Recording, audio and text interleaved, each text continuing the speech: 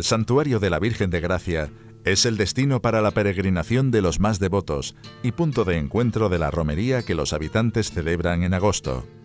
El templo fue construido sobre la antigua mezquita y la muralla del siglo XI que levantaron los árabes y que en época cristiana sirvió como primera iglesia del pueblo, hasta que se levantó la de Santa Ana. Está enclavado en el parque periurbano de la Sierra de Gracia y junto a la zona conocida como Hoya de Archidona, un conjunto en forma de corona de pequeños montes y colinas que se cierran en círculo, idóneas para el entrenamiento deportivo, y en el que se han descubierto cuevas, pinturas rupestres y algunos restos arqueológicos. El santuario cuenta entre sus instalaciones con una escuela-taller para trabajos de recuperación del patrimonio y un patio que data del siglo XVIII. En su interior todavía quedan símbolos sagrados de la época árabe, como el mihrab y la distribución del templo en 5 naves. La reconstrucción también sirvió para ampliar el pasillo principal y dar mayor consistencia al conjunto sobre la muralla.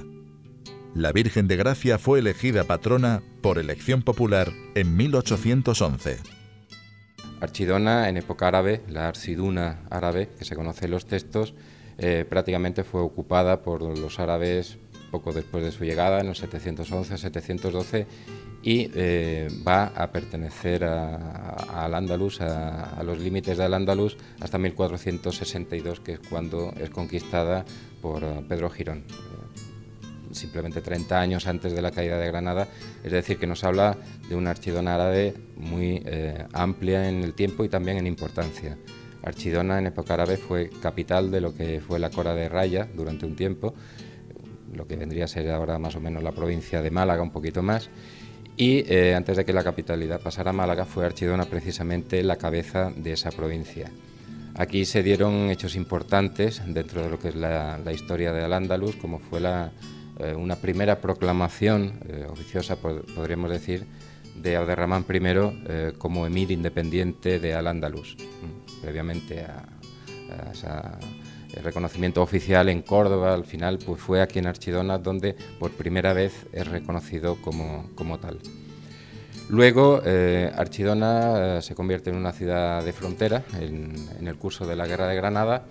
Como he dicho antes, fue conquista de 1462 y ya una vez que termina la guerra contra los árabes, pues Archidona va a conocer va a dar un paso importante en cuanto a su existencia como villa entonces.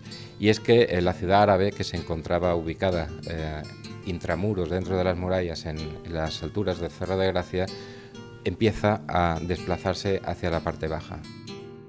Otro de los tesoros del patrimonio artístico es el convento de las monjas mínimas. El monasterio, que recibe el nombre de Jesús María del Perpetuo Socorro desde 1551, acoge a 10 hermanas de esta orden.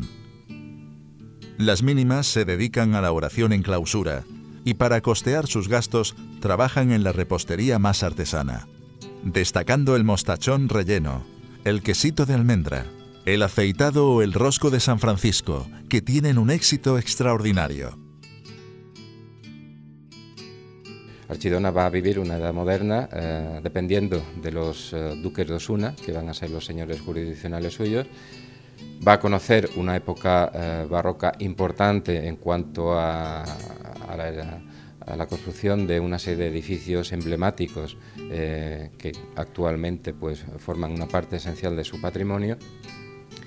Y bueno, va a desarrollar una vida como villa hasta que a título oficial en 1901 es declarada ciudad, recibe el título de ciudad y bueno, pues ya hasta hoy día dentro de los avatares ya de la historia del entorno.